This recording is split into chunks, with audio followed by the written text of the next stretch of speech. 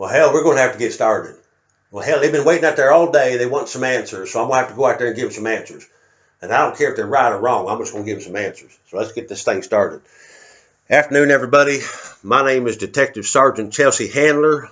I am handlering, pardon the pun, but I am a stand-up comedian in my spare time, so you'll have to forgive me if I cross over from time to time into some comedy there for you. But I am handling the investigation into the recent shooting at the church in Sutherland Springs.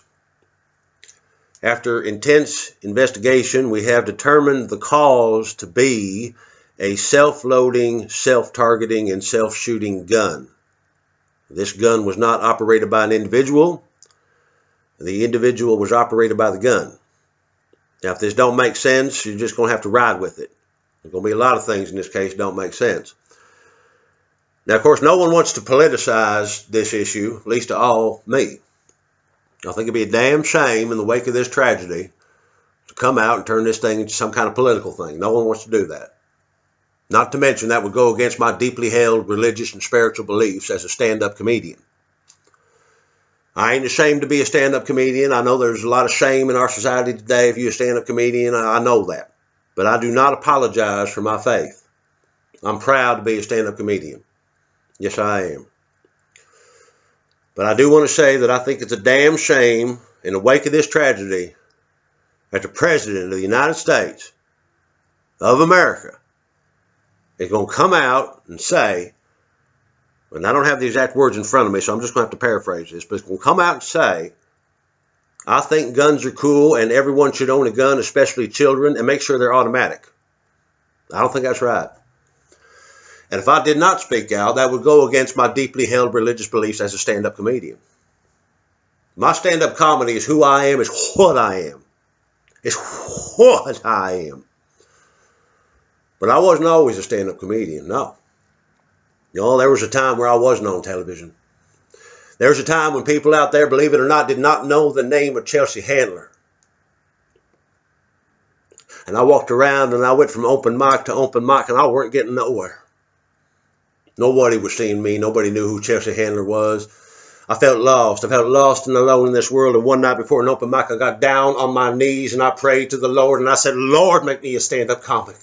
Lord, I want to be a stand-up comic. And the Lord put his hand on my head. I could feel it. And put the hand on my head. And when I came up, I looked up and I felt the Spirit of the Lord flow in me. And I came away from there a liberal woman. I knew the liberal. I felt liberal. I was liberal inside. I was liberal outside. And everywhere I went, I found success in the stand-up comedy world. The Lord had made me liberal. I don't know what else to say. Hello, everybody. Sorry about that. I went into a little religious trance and became Chelsea Handler for a second. Because she is fucking religious, right? I mean, that's religious dogma. Republicans, Donald Trump, guns. That's her fucking religion, isn't it? But anyway, if you like these videos, click like or subscribe. And hey, you patrons, look at I was so happy with what I gave you this weekend. I hope you guys are watching these because I noticed that, like, you know, you guys aren't. Some of you aren't. But, you know, you guys, the guys who are giving me money at patreon.com/Will Franken, and there's always room for more, so please come on board. You got some good stuff this weekend. Like, I recorded this bit about white vans I was really proud of. So you got like a mini podcast with some goofy little visuals. And then I also found this Radio 4 pilot that never got picked up. And it's me playing all the parts. And it's, you know, it's an absurd, irreverent thing. But you got that as well. I mean, like, you're getting gifts every fucking weekend, man, because I want to say thank you for being my patrons. I didn't really want to talk about the shooting.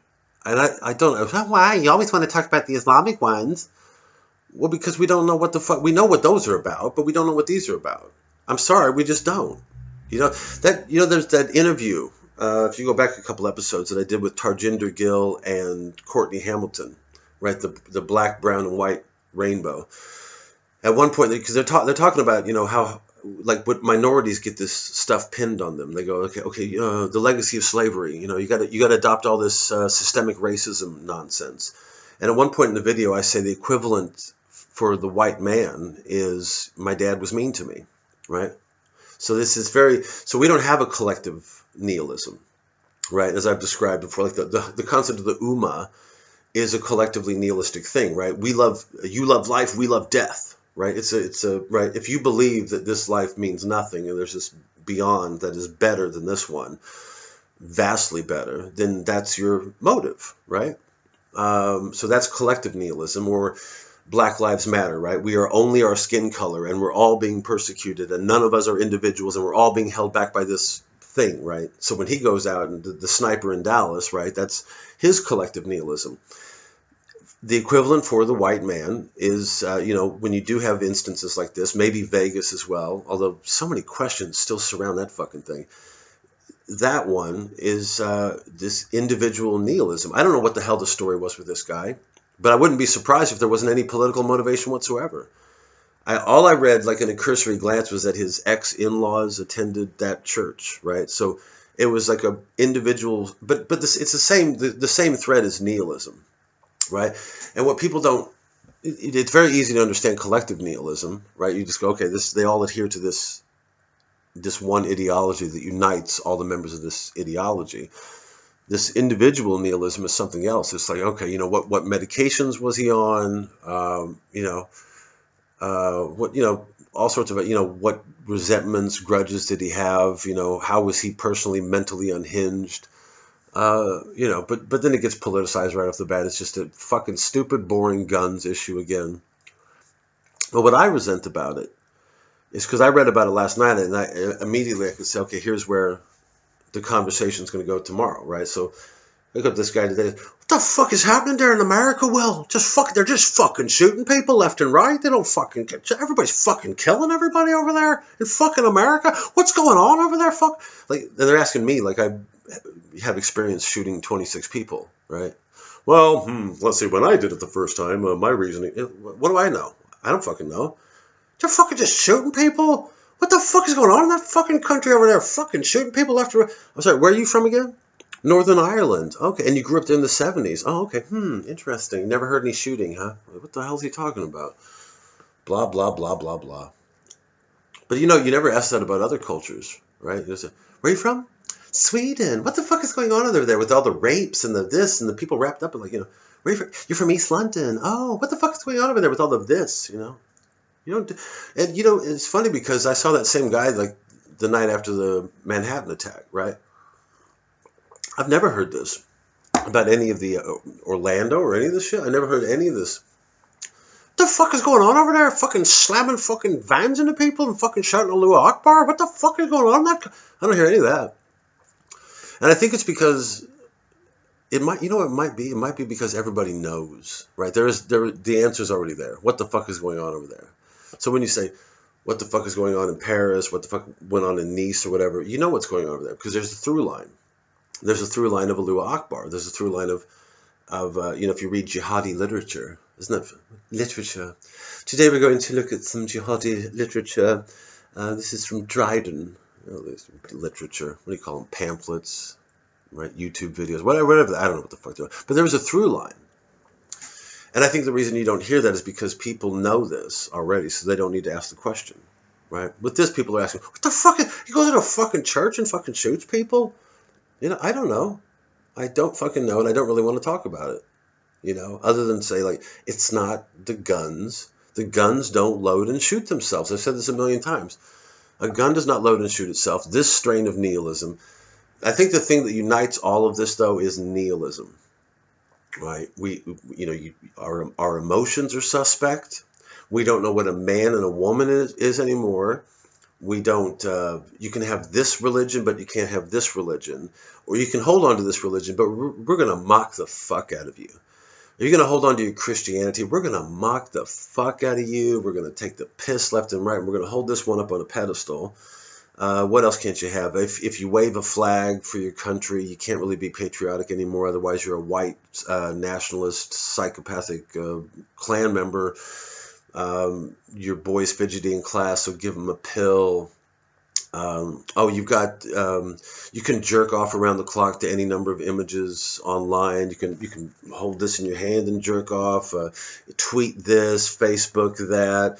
oh, my friend's got more followers than I do, even though he makes the same amount of money because we're both shit poor. He's got so many likes on YouTube, but I have, right? It's not a culture that seems to be really going anywhere, right? Nobody's really, so that's the best answer I can give is like, because this phenomena of these shootings is relatively recent. Guns have been around forever in America, at least, right? But the phenomena of these shootings is relatively recent. And by the way, it was a shooter that took out the shooter. So I know it gets hard. It gets hard to defend guns.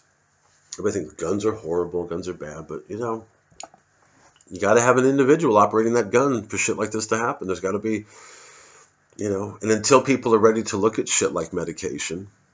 Right? I tell you something, almost everybody I know in East London, at least, is on medication for something, for some ADHD shit or OCD. People describe, oh yeah, I have to check the lock before I leave the house. Yeah, so I'm crazy like that. I double check the lock, and then I think if I left the stove on, I got to double check that. That's OCD. Oh, is that what it is? Okay, I thought that's when you wash your hands until they fucking bleed. Or you collect your feces in a jar like Howard Hughes or something, collect your nail clippings. I didn't know there was a spectrum that covered that as well. That, let me double check the lock before I fly off to Tenerife. I didn't know that counted. But you're on medication for that? Oh, good. Oh, I'm so glad. That's good. I was worried. Yeah, thank God you're on medication. Thank God.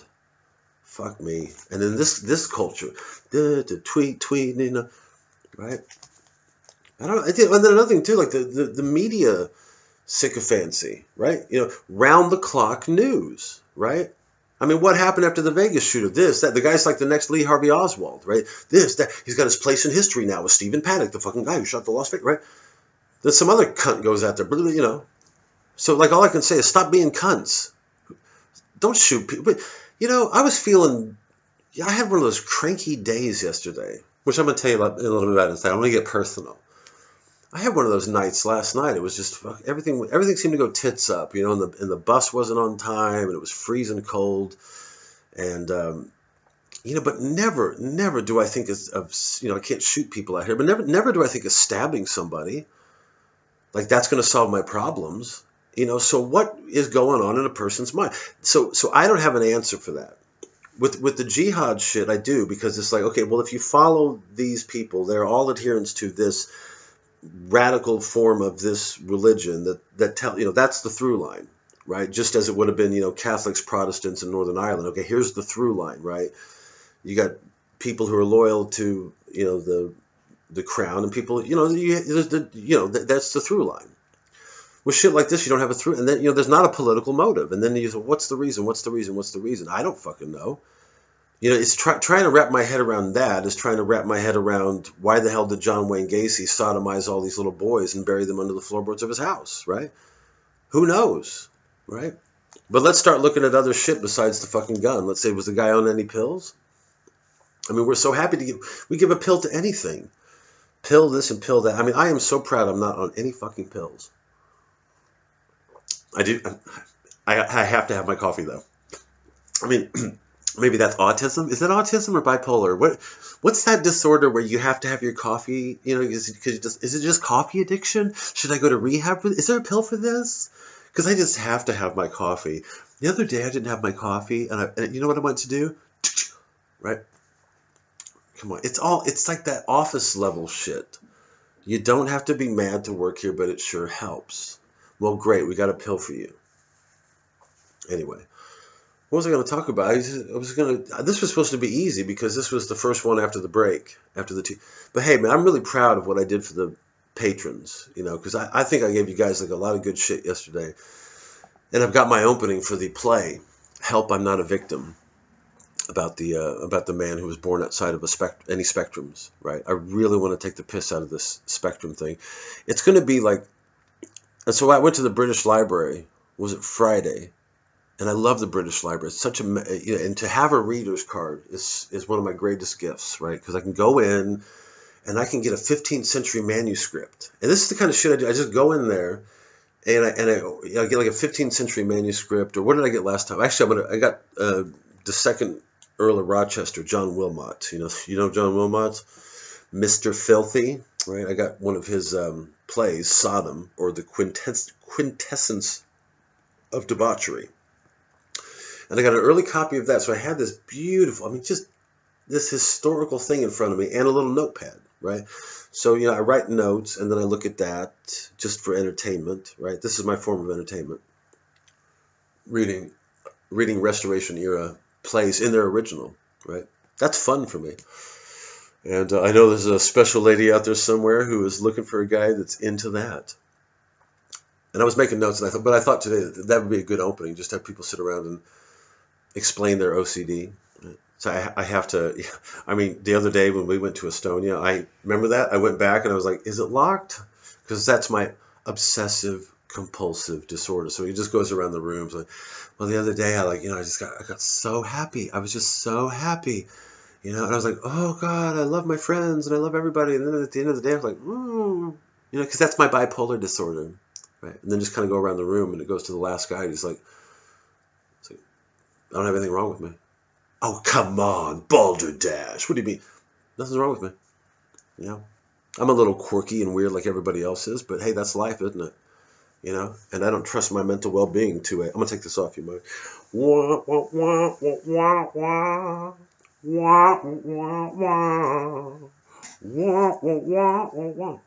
It was so cold this morning. Do you know how cold it was this morning? Guess how many degrees it was this morning. Just guess. No, guess again. How many degrees? It's a trick question. There were no degrees. It was 0. Was not even a single degree. Not even one. It was 0. Born again. That's early Richard Pryor, right? His impression of being born. Anyway. So I went to the British Library, and because I was thinking, because that's what I do. I like to go to the British Library. And I had a craving. I wanted to read some filthy Restoration era comedy. And I forgot how filthy this particular one was. Sorry, I've just got a headache coming on as well. Must have been all that Chelsea Handler bullshit. All her bullshit's coming out her mouth going in my head. Chelsea Handler. I don't know. He's a stand-up comedian. Oh, Lord, there was a time where I was not liberal. Lord, there was a time where I saw 2 restrooms, and I thought that's the way the Lord intended, but now I know, Lord, you brought the 2 restrooms together. And the Lord he brought both restrooms together. He brought the male restroom together and the female, and he put them together, and he called them intergender, and he said, what man has brought together, let no man tear asunder. And now we all can piss and shit together, because there ain't no such thing as a chromosome. Stupid fucking liberals. I mean, I wish they'd fucking wake up and realize that they're a religion and be ashamed of themselves, See, we're never ever the people like me who get, you're right wing. We're not right wing. We're just fucking individuals, and we can call bullshit when we see it. To me, no one has any accountability. We're all part of a collective, and we go with it. I'm not part of your fucking collective because you've got me cast as a slave master because of the color of my skin. Fuck you. You've got me. You've got all of us going around. Oh, if there's a gun in my presence, if there's a gun, my hand just goes. Right? That's what they think. There's no autonomy.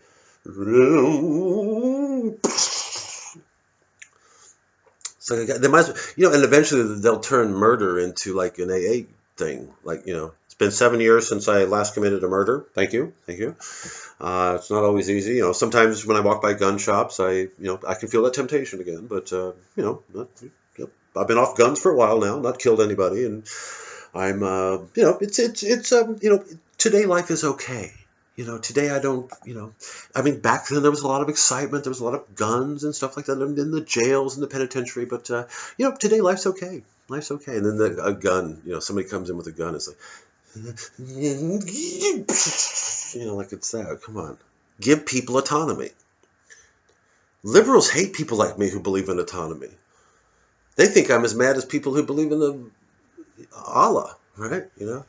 Autonomy. Autonomy is so important. It's like that guy from Slacker, right? The character from Slacker. I may live badly, but at least I don't have to work to do it. Does that even fit? I don't even think that fits. I think I just wanted to do that line. Again, do that line. Showtime. I've never done cocaine. Have I told you that before? I never had any desire to do cocaine. So I just want to get that out there. So for all of my faults, remember, let's recap, right? Because I've said before, I'm not a rapist, I'm not a murderer, and I've never done cocaine. So not bad. Quite a catch. Quite a catch. So this play that I read, because I had a craving. Because I went through this fucking thing with this polyamorous idiot. Oh yeah, I've got a girlfriend and a boyfriend, but there's always room for vacancies. Oh yeah, okay, so you're like a passing receptacle in the night.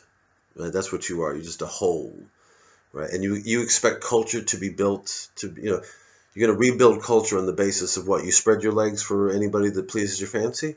Because we're all the same? Bullshit, I ain't all the same. I'm Will Franken. And by the way, you're different as well. Don't sell yourself. I'm sorry, I'm talking to her like she's here. You ever do that? Like you get these resentments, like from a long time ago even, right? You could have a resentment from when you were like 16. And you won't even be thinking about it. You'll be in the shower thinking about something else. Just, well, fuck you too, motherfucker. Right? You ever have that?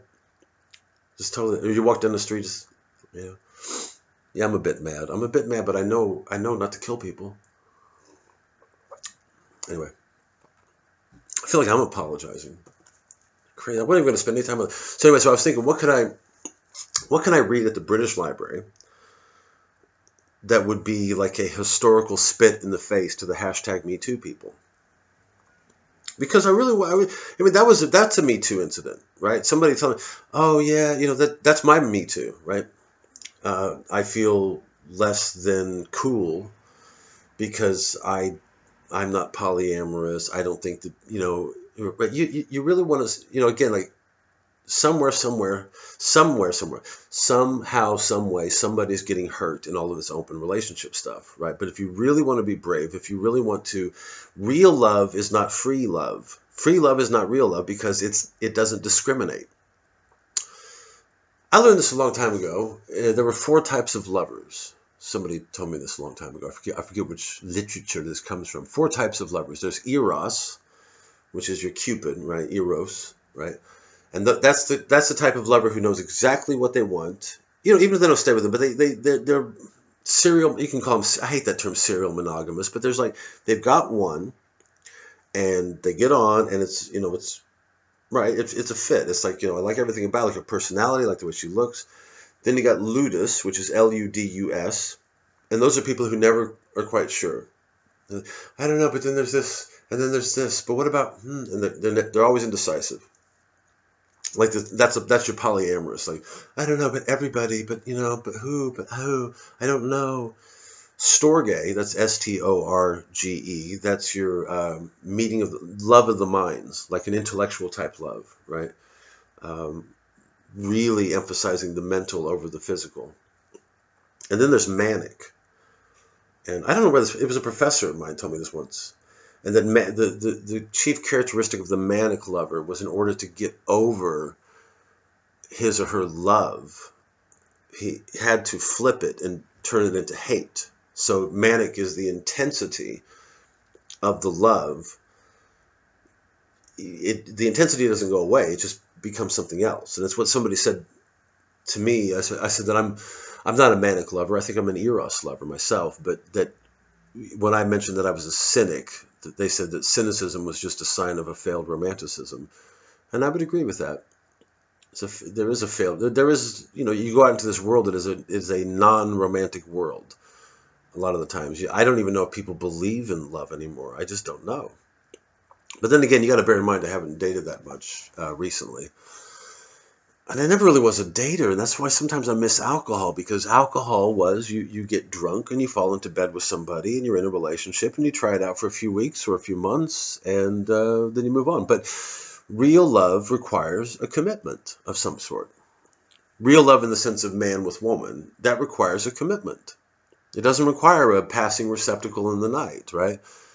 And not to mention, men don't really. I think I would argue that a lot of men don't really want women to be vulgar, and I know men are vulgar, and I know women are vulgar in private as well, right? But when the two come together, especially in a first date scenario, I don't like to hear a lot of sexual escapade talk. I think it should be taken as a given that, yes, we're adults, we've had sexual escapades, but we don't need to talk about them as if we're discussing the weather, right? So anyway, so I was bitter about that on this last Friday, and but then I'm also bitter about the hashtag Me Too shit. That all women are saints and all men are potential victimizers, even if they don't act upon it. They're all potentially victimizers, and every fucking woman is a saint.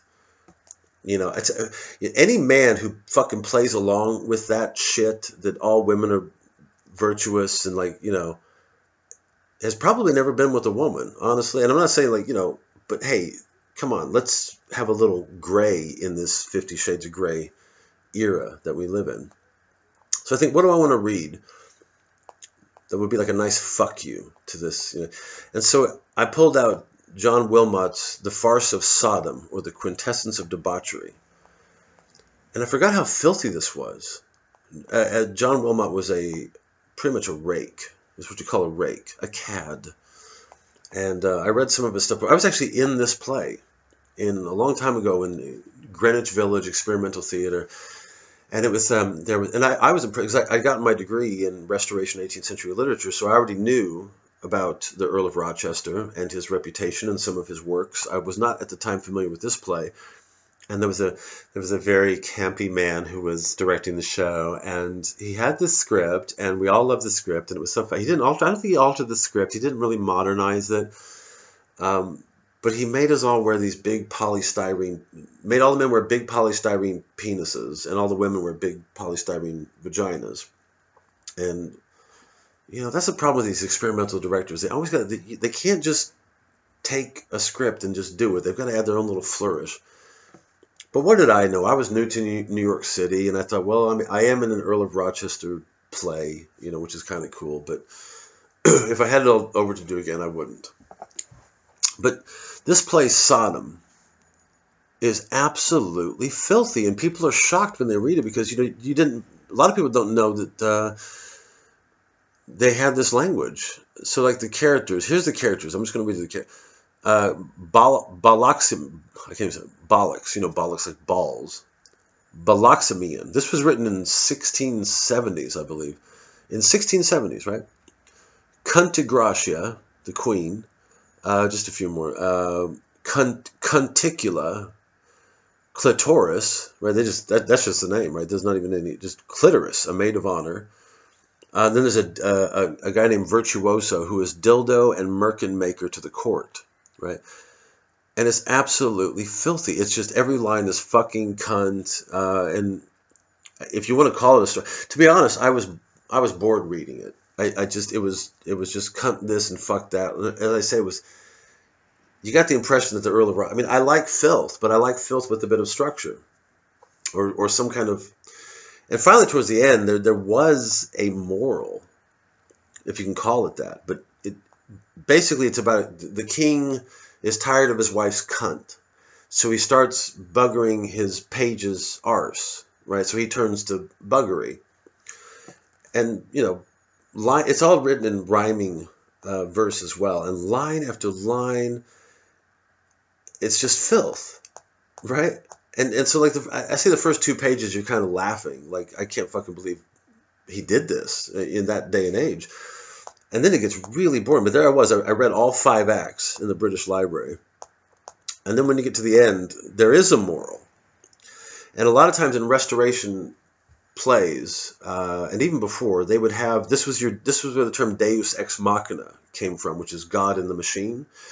And so you'd have, in a lot of farces, you would have, you know, all this confusion would go on. And this was, a lot of people call this a literary cop-out, but all this confusion would go on, and these untied threads, and there'd be, you know, who's sleeping with who, and what if he catches me with a chambermaid?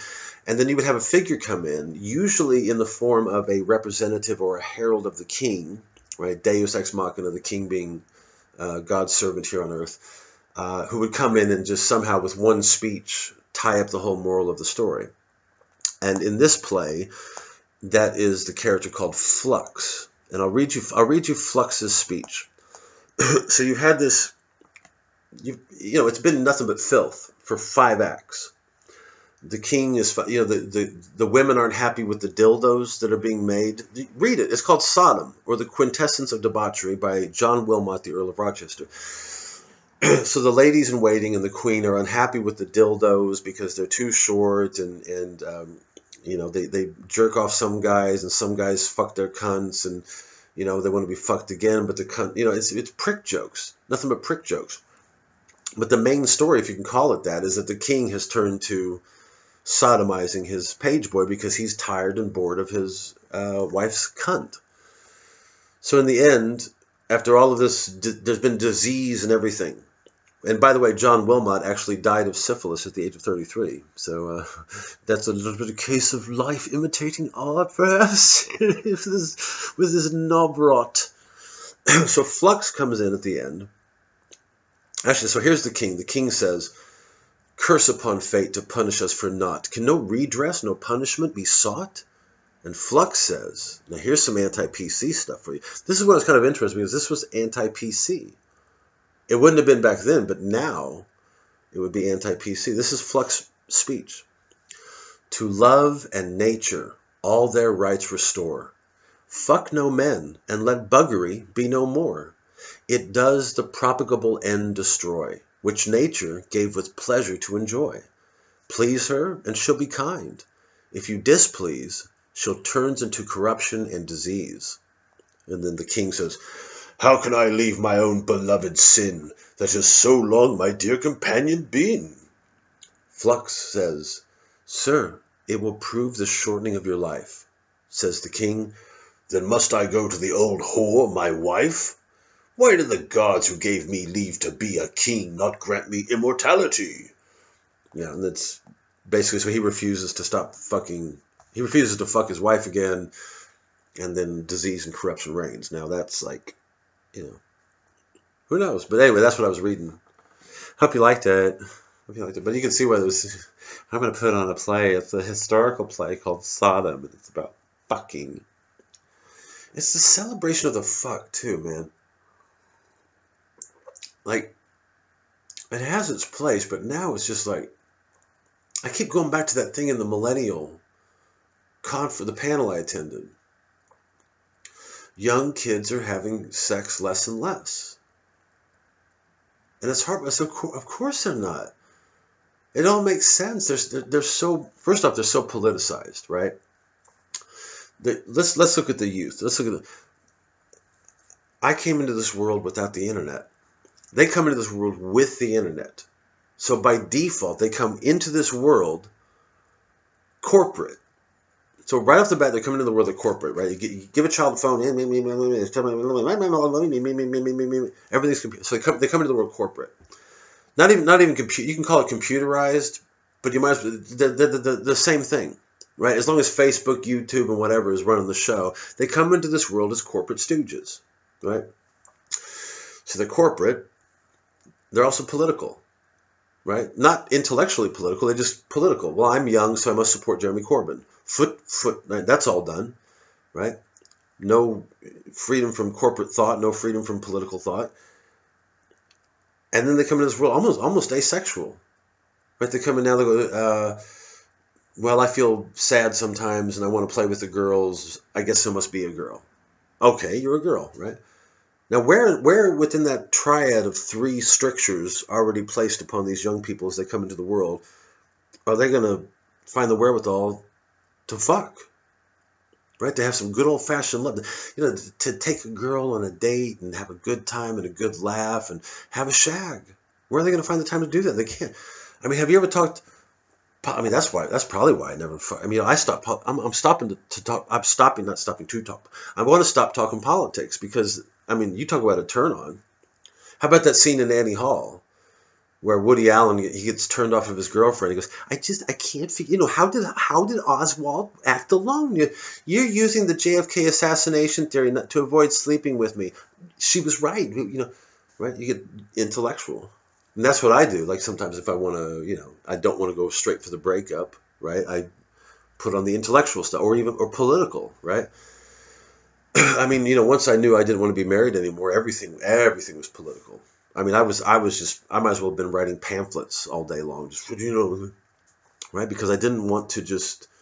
I found it hard to be. I was young. I was just a kid. I was in my 30s. My whole life was ahead of me, you know. But I was very political, but not corporate, right? Kids come into the world now, they're corporate. They come into this world and they tweet and they go on Facebook. They have never known a life that involved a library. I was thinking about this practical joke that I played on my friend Danny, who has since passed on. God rest his soul.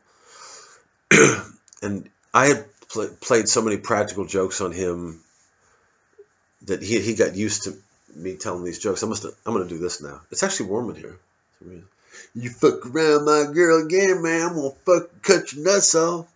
This is where I come from, man. This is the people you fucking stay away from. People who talk like that. They be fucking like. That's why I like Dazed and Confused, man. Because I need to watch that again, man. Because when I saw Dazed and Confused, I was like, that motherfucker knows my fucking childhood, man. Because that was real fucking similar to the fucking people where I come from, man. Not all of them, man. Sometimes you have other people, but God, my head is doing me in. I didn't know I was going to have a headache. That Chelsea Handler thing fucking killed me. The kids come in the world of corporate.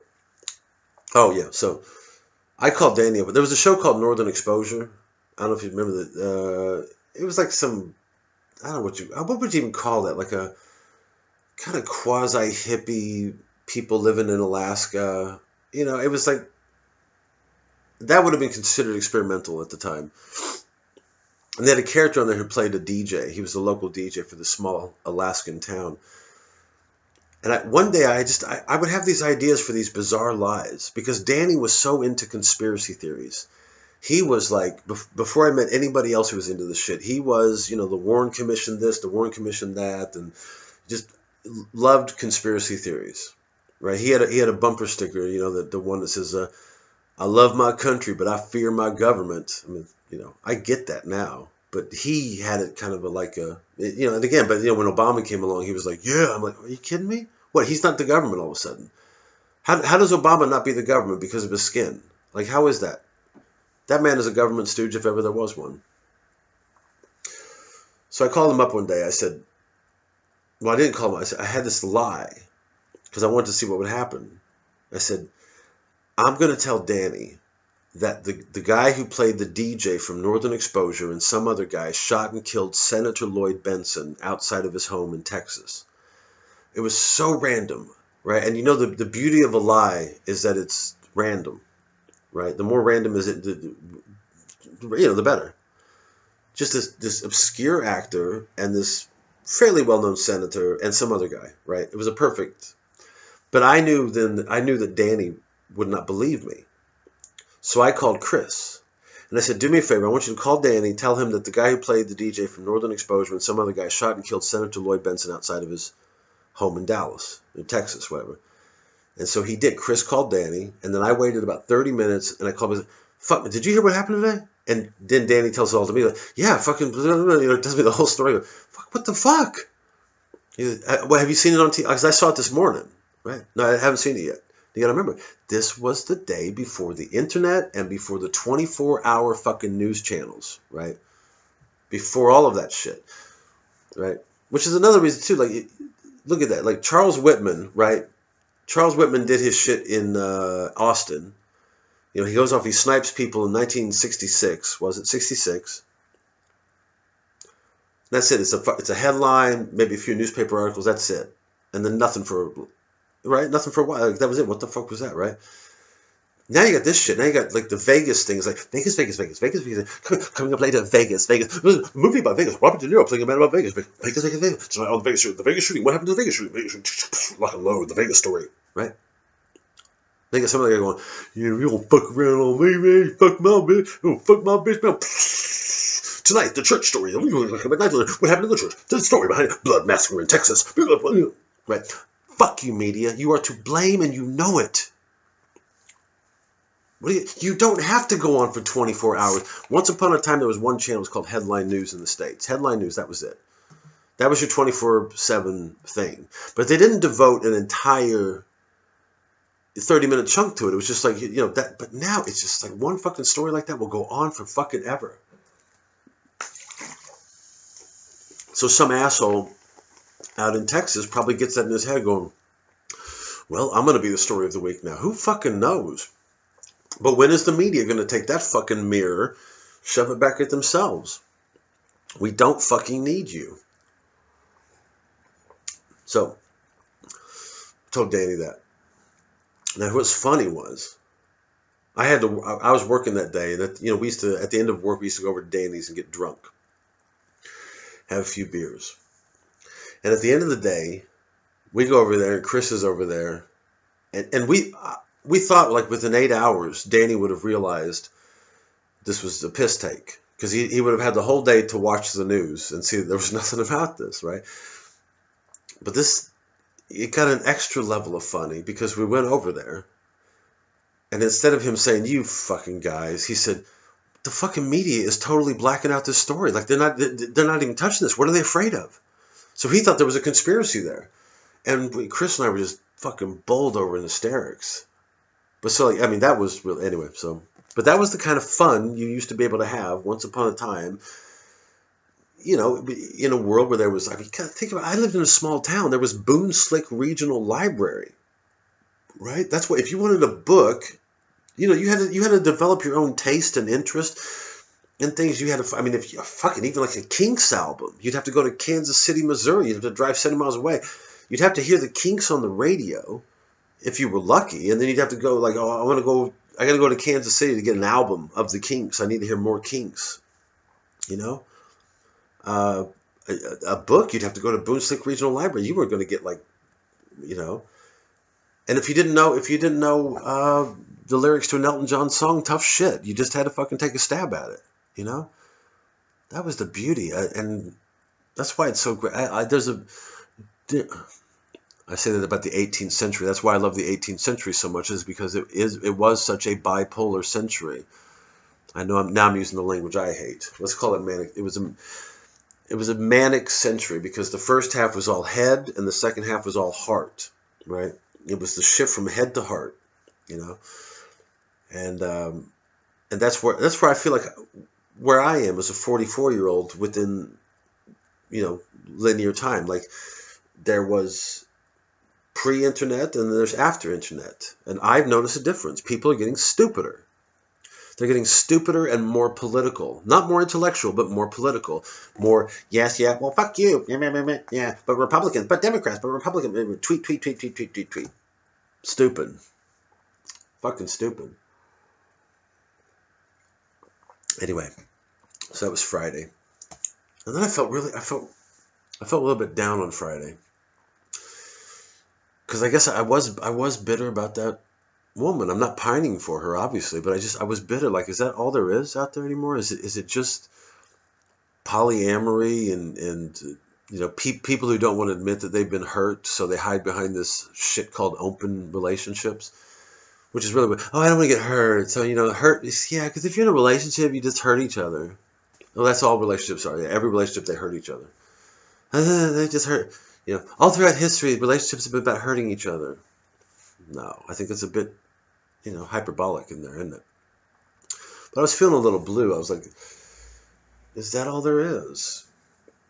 Is that all that's going to face me as I try to get out there in the world and meet a woman again? Am I going to be faced with openness this and free love that? And, you might as well just fucking go on the internet. It means nothing, right? But if you choose somebody, like an Eros lover, if you choose them, and I may only choose you for a month, and it may end up with both of us breaking our hearts.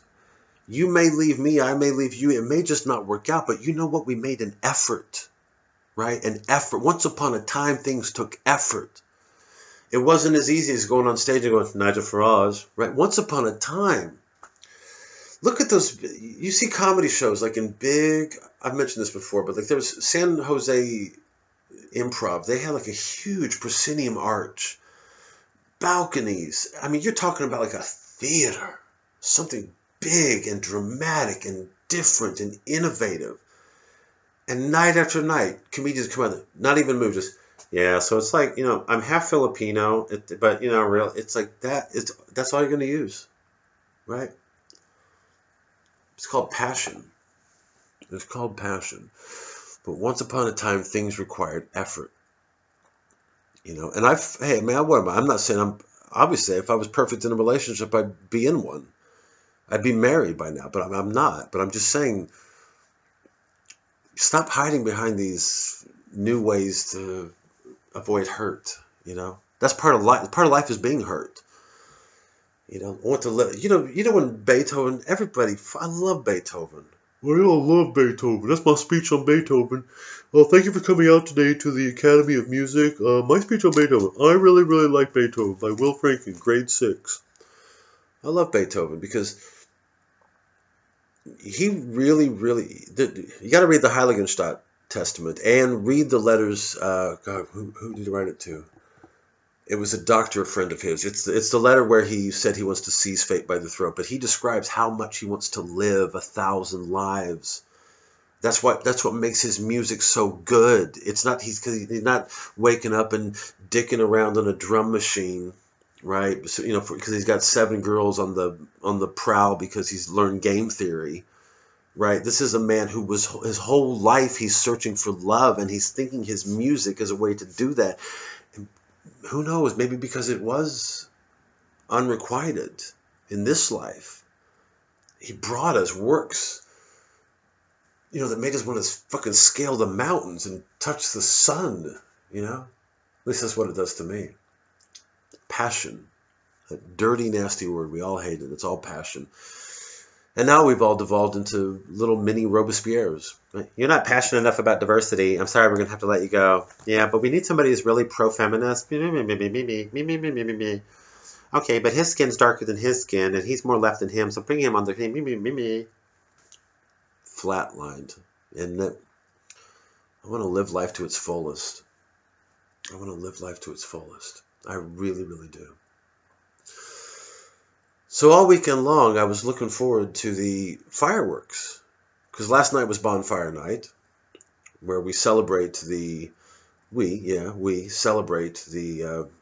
deliverance of the king from destruction at the hands of Guy Fawkes. Guy Fawkes, the mask, the people wear the little mask, and they don't know where it comes from, but they wear the mask when they tear down the statues and hack into systems, and I'd be surprised if most of the people who wore those Guy Fawkes masks know its origins, know who Guy Fawkes was beyond whatever V for Vendetta. I didn't see V for Vendetta. I'm not sure if they explained it there. They might have, but Guy Fawkes was he was a Catholic terrorist. He was reacting against the persecution of the Catholics, and him and some conspirators attempted to blow up Parliament. And as a result, every 5th of November is bonfire night with fireworks. And right up the road in Wanstead Flats, there was going to be a fireworks display. So all week, it was a really great weekend. I gave stuff to the patrons, because that's my goal. Monday through Friday.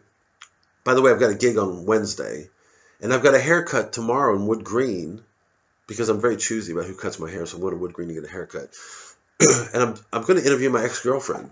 And I don't know what I just want to riff with people, right?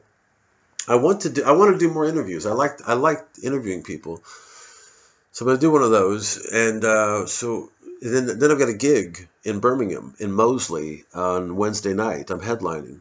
My friend Jay Hanley's putting me up again at Fat Penguin Comedy at the Pat Cav in Moseley in Birmingham. So come down and watch me do comedy. And why did I bring that up for? God, okay, no. But it was a very contented weekend. Because it's Monday through Friday, I make one of these, and then I do other stuff that I need to do. Like today, I've got to write the continuity stuff. Some more of that came in. Judge Judy at 11, and then with medical detectives, right? Join the detectives as they join the dots. Medical detectives at 9. Because it's going to be more death. All of these programs on CBS Reality, it's all murder. Killer cops, OAPs who kill, wives with knives. Hey, it's money, right? I got to, So, but hey, I know as I'm typing it, just more of the mantra. People who kill tonight, shooters who kill. It's the salivation. It's the I have no fascination with the. I don't have any fascination with any of it. To be honest with you, with any of the, I've been fighting the jihad thing for a long time. Nobody's really interested. It's just that one. Nobody wants to talk about this one. Everybody wants him to be called a terrorist because that's their religion. That's the religion of Chelsea Handler. It's the gun that did it. It's not the, it's all fucking religion. It's all religion with, yeah, it's just religion. And I have no fucking interest in it. But all weekend long, I'm making stuff for the patrons. And I feel really good about this. Like, well, I'm proud of what I'm giving to you guys. I'm proud of this sketch. And because it was, I get the negative voices get in sometimes and they go, oh, you can't, oh, you don't have it anymore, Will Franken. You don't have it.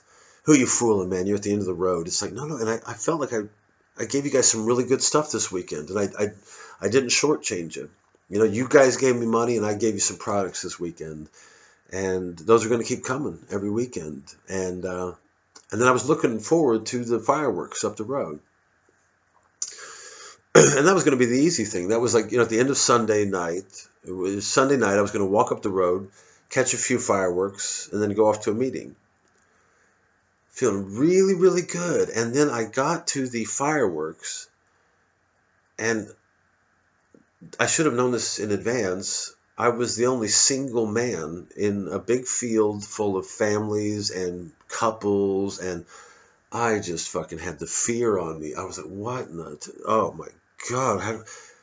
What, because I wanted to see fireworks? What am I, 12?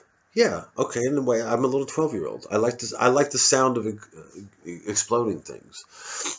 I was joking with my Northern Irish friends. I said, I sometimes, when fireworks are going off, I pretend that I'm in Northern Ireland in the 70s. And I'm just walking down the street to get some milk, and it's like, yeah, you get used to it after a while. Just boom, and then if there's a big one goes off, you're like, oh, that were close, just something. It's pretend. It's called pretend. There's still a little bit of make-believe in me, believe it or not. Although creativity and imagination are two different things. And I've always believed that the creative people have the worst imaginations, and the most imaginative people are the worst at creating things. Because it's like people tell me jokes, I go, yep, get it. It really does nothing to me. It's how somebody says something that's funny. It's not the joke. Most of the time jokes aren't funny. They're just these little mathematical things that are put together and presented. But I went up there, I felt so fucking lonely. I thought, why are you here in a field full of couples and families and people loving each other? And because when the fireworks, and you hug each other. It's going to be a great year, isn't it? And for Christmas, we're going to go to Hootutus, And I'm just standing out there in the field, right? And I start calling people, going, hey, what are you doing? Yeah, you want to come, how about coming down to the fireworks at One Step Flats? I'm the only guy here, and I'm afraid that, God, you wouldn't believe this shit that goes through a single man's mind, right? They should have a sign that says, warning, this experience may not be good for men in their mid-40s on their own. They should have, because I didn't, but I should have known that in advance, right? But there I am calling everybody into the sun. Oh, okay. Oh, you got dysentery. Yeah, no worries. Maybe next week. Well, there won't be fireworks next week, but good luck with your dysentery. Okay. I'll just stand out here on my own. Okay, bye. It was so cold too, man. My God, it was freezing. And then this girl comes up to me and she asked me if I've got a light. So I give her a light and I see her go back and she's standing on her own. And then she walks and maybe stands over there for a little bit on her own. But I'm thinking, well, she's obviously waiting for somebody to meet her in the field. And I almost went up to her and said, I didn't know what to say. Well, how do you say this to a woman? Are you all on your own here too, watching fireworks? Because, why I didn't ask you? Because that seemed like such an improbable thing. I hate waiting that long before I say the word thing. It seemed like such an improbable sort of thing. What, supposition? Prospect? It seemed like such an improbable prospect that a young lady would be able to... and then I didn't. And then, she went off somewhere else. But she was there for like a good 10 minutes. And I almost just fucking... But why would I mean? It's one thing. It's weird enough for a man to do it. That's very for a man to. I just like fireworks. That's cool. I like seeing fireworks blow up and stuff. No. I'm just on my own. 44. Yeah. Yeah. Well, I love fire. I mean, I like setting them off too, but it's a lot cheaper just to watch them. Especially since the mayor of Newham has made this a free event, which is kind of cool. So. Oh, you're here with your family of 54. Oh, cool. Yeah, that's a little one there. Yeah. Oh, that's a very little one. Oh, yeah, cool. Yeah. Oh, fireworks are starting. Right. No, it's not like, but yeah, for a man it's weird enough. But for a woman, it's unheard of. I don't care. I'm going to see fireworks. I love fireworks. Lots of pretty patterns in the sky. I'm going off my own. Waiting to exhale. This is my independence moment. I'm going to see the fireworks on my own. Gosh, she could have been there on her own. She was okay looking, but I wouldn't care what, but I stayed there and I watched the fireworks. And it was hard, once that had gotten into my head going, and then when I went to the meeting later, I said, I shared about that I shared about it in the meeting. I went to the meeting and I shared, but I did, I shared about it. I said, and some black geezer in the back said like, that's for fucking kids, isn't it? Oh yeah, okay, all right. I like fireworks, but next year I made this vow. Oh, I broke my rule, man. I went on Facebook and I got personal. I said, this time next year I'm going to have a girlfriend. God damn it, if I have to pay one or change my personality. And then I said, and Lord willing, she'll be working class. And I wished I wouldn't have said that because I don't want my middle class friends to get upset. Because that's what that is. That's me being. That's me being generalizing, and I'm only saying this because I just went through that, in one day with with a girl who, he won't put out, oh no, for me, oh yeah, I have a flippant attitude towards sex and openness and all that. I mean, but if you listen to it wrong and if you're in a wrong space, it can make it sound like it's an attack on you, like you're not worthy for me to be discreet about my sexual encounters. It's like that. And I put that thing up last night on Facebook, and the first girl out of the bat comes in and says, "You're a lovely man, Will, and I hope you find the one soon." And she was a girl that I really I thought was cute, but then she's cute, but she's an activist with the free the nipple, like, oh look at me, I've got tits, and the activism, fuck activist. But it wasn't only that; it was the fact that I called her up one day, and I was going to ask her out for coffee, just about to ask her out for coffee. Oh yeah, sorry I didn't call you back the other day. Yeah, I was tired the other day because I was shagging. I was like, you know what, fuck you. I didn't say fuck you to her, but I was just like, oh yeah, no, I'll talk to you later, bye. That was it. What, I gotta hear that? Fuck, have some tact. There's nothing like you say you're an activist for this sexual empowerment of women, but there's no real beautiful end result. Other than what, to put it out, well, we all know that what women have tits. I think we all know that. I think a lot of us really enjoy tits, and then but some people don't. Some feminists take them out of newspapers. We can't have them in newspapers anymore, and men shouldn't want tits, So like let's get the story straight. But fuck whatever. The flippant. Can you imagine if I called a girl, oh yeah, I was just fucking some bitch. Yeah, how you doing? And she's getting ready to see if I want to go see a movie. Just right off the bat, this fucking comes out of my mouth. I might as well tell her to go fuck herself. Yeah, oh yeah, no. This tactlessness of this, but they call it activism. I watched that Margaret at the Battle of Ideas. There was this. It was called Generation Right, and it was a short film about Margaret Thatcher. And it was, it was critical of Thatcher. And I mentioned this in the one of the videos. Like the snowflakes, they come in, they just preemptively blame Thatcher for everything. This is like received wisdom, right? It's just Thatcher's to blame for all your misfortune. It was Thatcher, and they were cutting away to different people, and the one woman that kept coming back to was this slob on a sofa, this woman named, I think her name was Lynn something, and I was watching it. I kept watching this thinking, I know this woman. I've met her. I'm not sure if I have or not, but she looks so familiar. Her name was Lynn, Lyn, and underneath it just said activist. So you'd have so-and-so wrote for the spectrum. Under her it was just activist. And she's like, well, she didn't care about the poor. It was all about the rich people. And she didn't care. She didn't care how poor people were. She hated poor people. And why are we listening to you? Oh, that's right, because the word activist is under your name. Oh, okay, so my ears are wide open now because the word fuck activist. Activist, my ass. Just do something. Composer, painter, plumber, firefighter. I don't care what it is, but fuck your activism. Almost by default, just fuck your activist. Big slob on the sofa saying that Margaret Thatcher hated poor people. Insane. So anyway, I hope that all y'all here in the press have the appropriate information. Thank you very much. I'm Chelsea Handler. Good night.